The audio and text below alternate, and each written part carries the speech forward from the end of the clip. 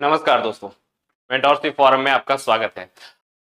आप देख रहे होंगे रिपोर्ट्स एंड इंडिसेस सबसे इंपॉर्टेंट पार्ट है जहां से क्वेश्चन आपके प्रीलिम्स में पूछते हैं और इसी रिपोर्ट्स और इंडिसेस का आप मेंस में भी यूज कर सकते हैं, है ना। तो आज जितना भी इंपॉर्टेंट है, whether it for IMF, CRS reports, RBI जो भी रिपोर्ट जारी कर रहा है, क्या क्या रिपोर्ट्स में फाइंडिंग आए हैं, इंडिया का रैंक क्या है, उसमें क्या क्या की फैक्ट्स वगैरह है, उसको हम लोग देखेंगे। ब्रीफ देखेंगे, बहुत ज्यादा डिटेल में नहीं है। रिपोर्ट जारी कौन कर सकता है और कुछ वैसा की फाइंडिंग्स जो इंपॉर्टेंट पूछा गया है और जो इंपॉर्टेंट है, ठीक है ना। एक बार हम लोग देख लेते हैं।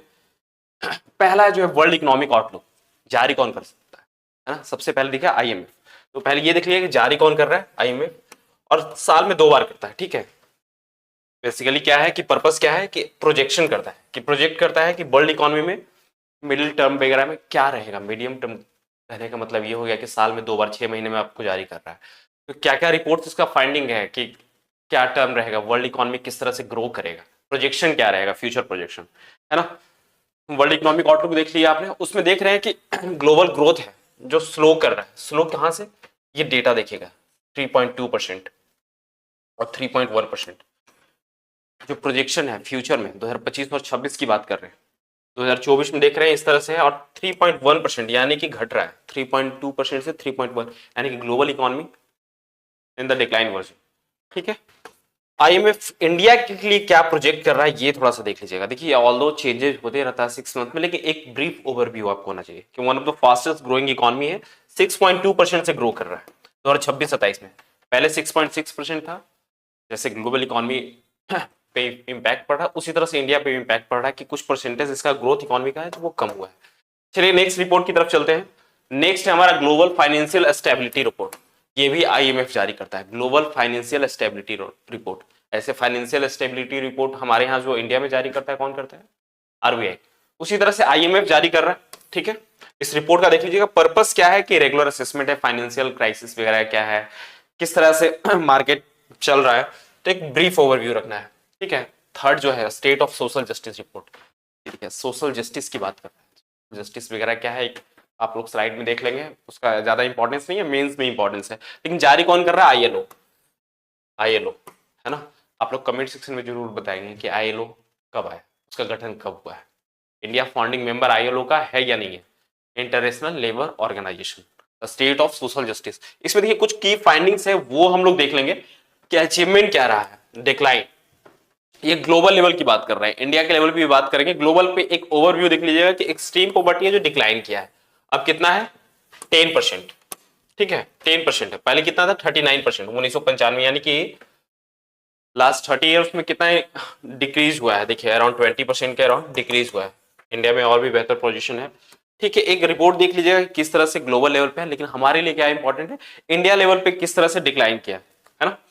तो इंडिया वाले देख लीजिएगा कि एक्सट्रीम पॉवर्टी जो है 16.2% था आपका 2011 बार में, जो अब कितना रह गया, 2.3%।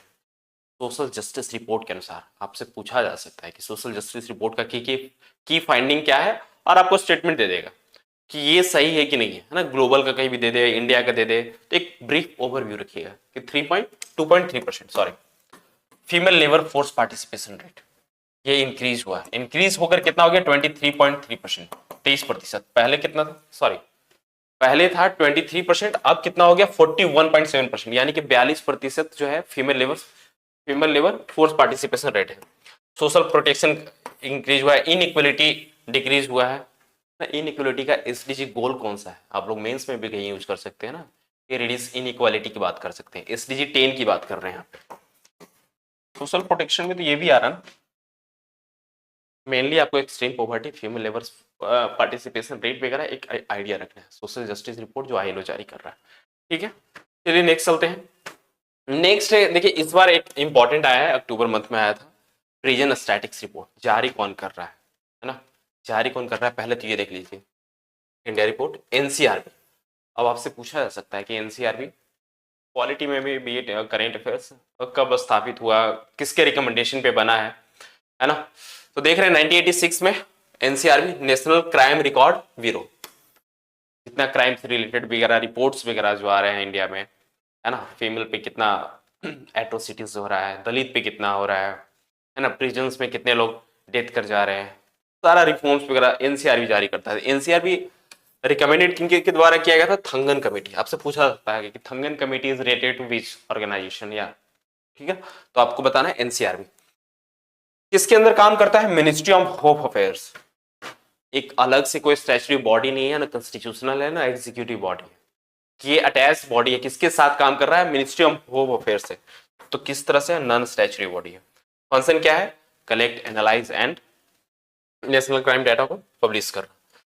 कुछ एक अलग रिपोर्ट है, जैसे एनसीआर भी और कुछ जारी कर रहा है, एनुअल क्राइम इन इंडिया रिपोर्ट। एनुअल क्राइम जो हमने बताया कि क्राइम वगैरह से रिलेटेड जितने भी रिपोर्ट्स वगैरह है एनसीआर भी जारी कर रहा है। तो देख रहे हैं कि एक की फाइंडिंग है, साइबर क्राइम जो केसेस है इंक्रीज हुआ है, 31% रजिस्टर हुआ है, 31% रजिस्टर इंक्रीज हुआ है, यानी कि साइबर क्राइम डिजिटल एरा में हमारा इंक्रीज हो रहा है। का भी यूज कर सकते हैं आप मेंस आंसर राइटिंग में भी। रिपोर्ट जारी कर रहा है, एक देख लीजिए, एक की फाइंडिंग है। इसमें एक और है, accidental death and suicide report.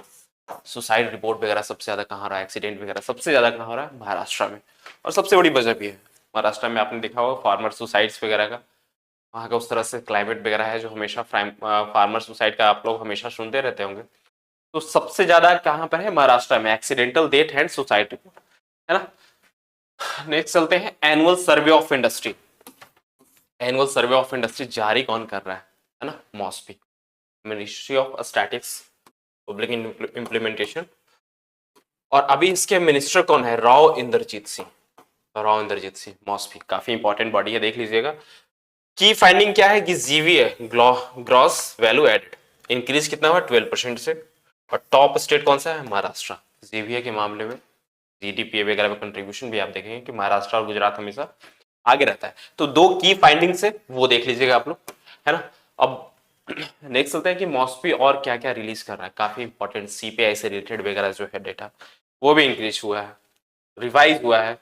तो मॉस्पी रिलीज, देखिए सबसे बड़ा इंपॉर्टेंट न्यूज जो है, रिवाइज किया गया है। मॉस्पी ने रिवाइज किया है बेस ईयर, है ना। बेस ईयर किसका रिवाइज किया है? सीपीआई का, कंज्यूमर प्राइस इंडेक्स। एक डब्ल्यूपीआई होता है, होलसेल प्राइस इंडेक्स, उसी तरह से सीपीआई। हम जहां खरीदते हैं होलसेल मार्केट में नहीं, रिटेल मार्केट पे जो हम चीजें खरीद रहे हैं उसको सीपीआई वगैरह में हम लोग इंक्लूड करते हैं। तो एक बार थोड़ा सा देख लेते हैं कि बेस ईयर का क्या है, जो चेंजेस हुआ है ना 2024 में जो चेंज हुआ है। तो पहले क्या था, ये 2012 का आप देख लीजिएगा, और ये 2024 में जो चेंज हुआ है। तो बेस ईयर आप देख रहे हैं 2012 से कहां है 2024 में। इसकी वजह भी है, एक दो वजह ये है कि एक फूड हैबिट में हमारा चेंजेस हुआ है, बास्केट, हमारा फूड बास्केट इंक्रीज हुआ है।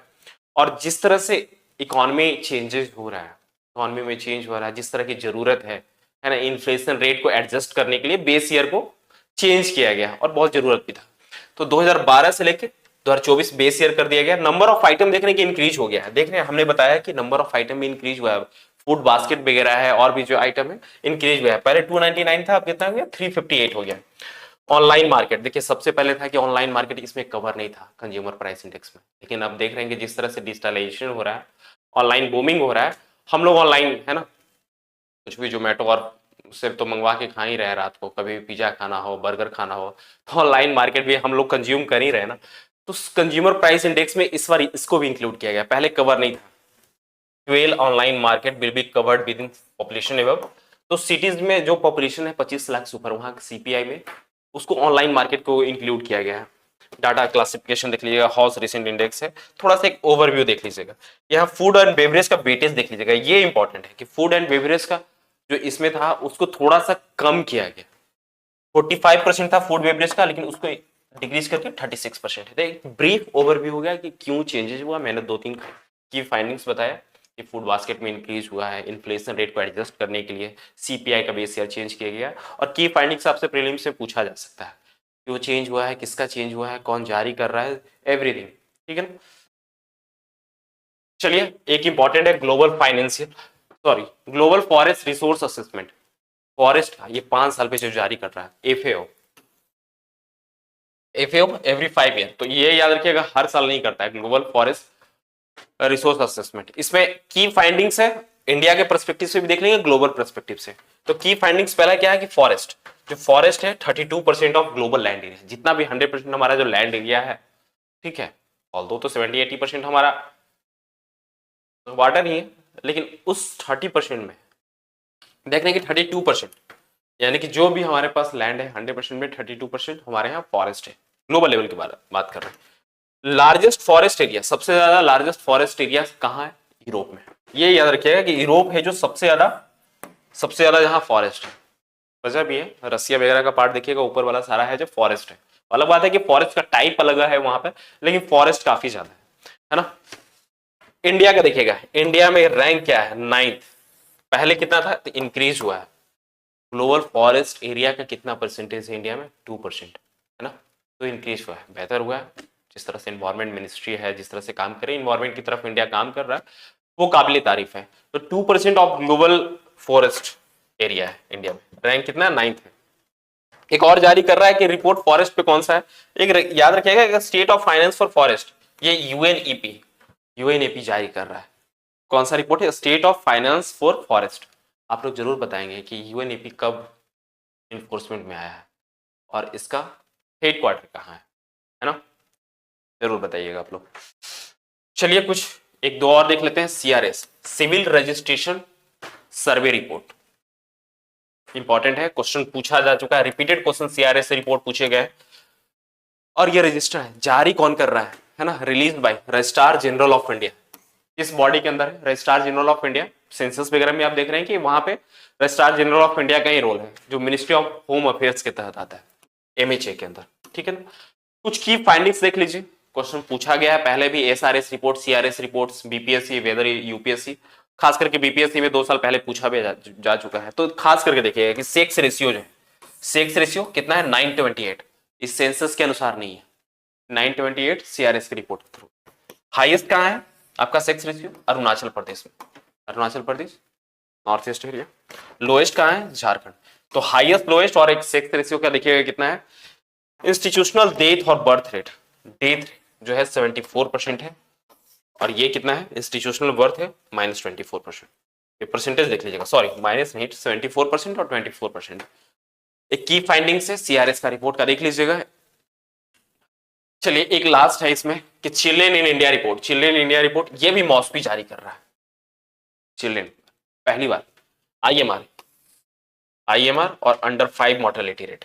तो आईएमआर का देखेंगे, इसको इनफैंट मोर्टेलिटी रेट इसको कहते हैं, वो डिक्रीज हुआ है, अच्छी बात है ना। 25 आईएमआर हमारा डिक्रीज हो गया, 25 है इनफैंट मोर्टेलिटी रेट, जो 1 साल के अंदर की बात कर रहे हैं। अंडर 5 मोर्टेलिटी रेट वो भी डिक्रीज हुआ है, लेकिन बहुत कम हुआ है, 29, 30 से 29। और बर्थ रेट है जो डिक्लाइन किया है, ये तो अच्छी खबर है कि डिक्लाइन बाय 18.4%। की फाइंडिंग देख लीजिएगा कि children in India report MoSPI जारी कर रहा है। Institutional birth rate, death rate देख लीजिए, एक बार देख लीजिए कि जारी कौन कर रहा है ना। आईएमआर क्या है, की फाइंडिंग्स मोर देन एनफ है। ठीक है, चलिए बने रहिए मेंटरशिप फोरम के साथ, जितने सोशल मीडिया वगैरह प्लेटफॉर्म पे है, इसका आपको जो डिस्क्रिप्शन में है ऐप का लिंक मिल जाएगा, वहां से आप इसको एक्सेस कर सकते हैं, फ्री ऑफ कॉस्ट है, फ्री ऑफ कॉस्ट टोटली है। लेकिन कमेंट सेक्शन में जरूर बताएं कि ये आपके लिए करंट अफेयर सीरीज किस तरह से साबित हो रहा है, आपके लिए हेल्पफुल हो रहा है कि नहीं, और किस तरह से हम क्या वीडियो लेकर आना चाहिए इस पे। तो लाइक शेयर सब्सक्राइब जरूर करें, और जो भी इंपॉर्टेंट आपका ये ऐप है, आपको इसका डिस्क्रिप्शन बॉक्स में हम लिंक दे देंगे, और वहां से आप इसको एक्सेस कर सकते हैं फ्री ऑफ कॉस्ट, जो पीपीटी है, पीडीएफ जो भी है। चलिए बने रहिए मेंटरशिप फोरम के साथ, शुक्रिया।